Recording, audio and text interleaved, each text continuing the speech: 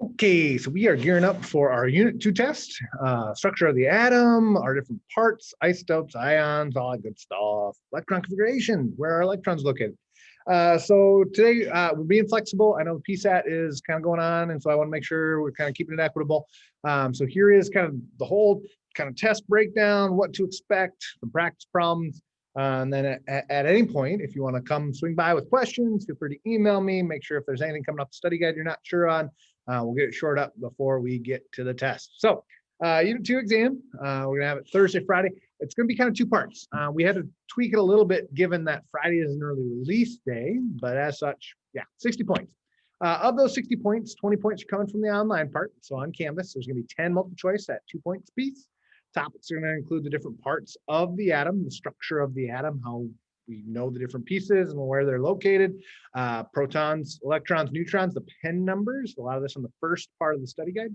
And then the emission of light. This was the one we were just practicing in the lab, how our electrons gain energy to jump to higher energy levels.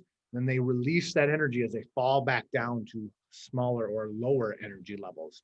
Kind of use that planetary model to describe what we saw in the lab. So first, 10 questions coming online. The additional 20 questions, or excuse me, 20, oh my goodness, no. So we got 20 points coming there. The additional 40 points, sorry, it's right behind my Zoom controls. Additional 40 points are coming from your written part.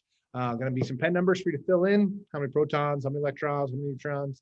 Should be able to calculate the average atomic mass. We'll hand out some, we saw one on the quiz for that. Make sure you show your work if you do anything in your calculator. And then our electron configurations, being able to kind of show where the electrons are located, drawing the arrows, and then determining the number of Lewis dots, how many in that outer shell.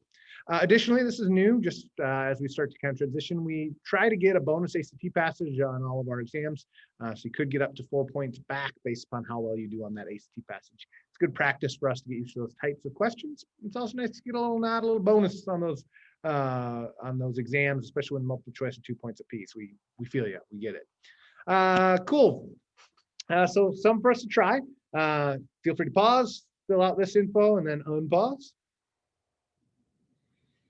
Cool. So your subatomic particles, your electron, we find that in the energy level. It's got a charge of -1 and a mass of all practical purposes 0. So cloud, -1, 0. Neutron is found in the nucleus. It's got no charge, neutral, and it's got a mass of 1 AMU. Your proton's got a charge of 1 plus. It's found in the nucleus with the neutron, and it's got a mass of 1 AMU. So something looking like this. I would totally say 0 for all practical purposes for that electron. Cool. Difference between mass number and atomic number. So the mass number is the protons plus neutrons. It's the total mass of our atom, while the atomic number is just the number of protons. Sorry, I should have given you a chance to pause. Go ahead, pause it, fill in the chart down below, see if you can figure out all the missing numbers given our values below. I'm going to throw up the answers so you can check them, and then I'm just going to walk through the first one. Process would be the same for all of these, but in terms of how we would fill these in, just after we see the first one, we should be okay. Here we got europium 151, this dash 151. It's too big to be the charge. The only thing that could be, well, I guess it could be the protons, but if you find EU on the periodic table, it's number 63. So that means the 151 must be the mass number, protons plus neutrons, 151 for the mass. We find EU on the periodic table. It's atomic number 63, which will always equal the number of protons. These two columns will always be the same. You'll notice they're the same all the way down. Cool. If we know the mass and we know the protons, mass minus protons gives us the neutrons. So 151 minus 63 gives us 88. And there was no charge provided here. We weren't told there's a charge, so we have to assume it's neutral, no charge. If we have 63 positive, 63 minus 63 gives us our 0. So protons minus electrons gives us the charge. And so we would do the same thing going all the way down. If you look at your nuclear symbol, top number is the mass, bottom number is the protons, symbol here if there was a charge. Technically, I should have had a little 2+ on our copper symbol here. It's kind of hard to do those exponents as we're working through our nuclear symbols. Cool. Difference between isotopes and ions, cation and anion, and the difference between I-127 and 131. Give you a second. So an isotope. Isotope is the same element, so same protons, but different number of neutrons, changing the mass. So it's still carbon, but is it carbon 12, carbon 13, or carbon 14, as we add another neutron for each. Ions, however, are charged particles. We didn't talk about them a lot, but we did mention them. Ions are different numbers of electrons. If you have extra electrons, you become negative. If you have too few electrons, you become positive. Ions, charged particles. Oh, cation. Cats have paws. Cations are positive. Cations are your positive ions. You've lost electrons. Can't change protons because that would change the element. Cations are positive ions, while anions are negative ions. They've gained extra electrons to become negative. The only thing different for our two iodines here is the number of neutrons. Protons are the same, electrons are the same, but the neutrons are different. Our I-131 has 4 additional neutrons, changing the mass. Cool. Finding your average atomic mass. It's going to be tricky without writing it out. Give it a second. Give it a shot. Cool.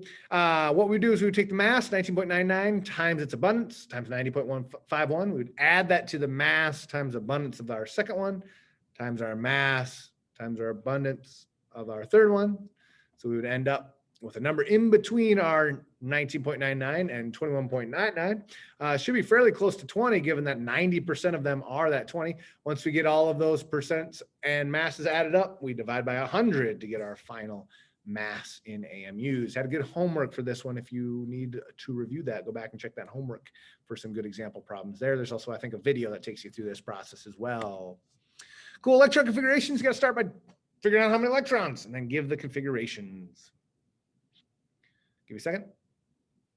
Cool. So manganese, we found it on the periodic table. It's got 25 electrons. It's going to be up through 3d5.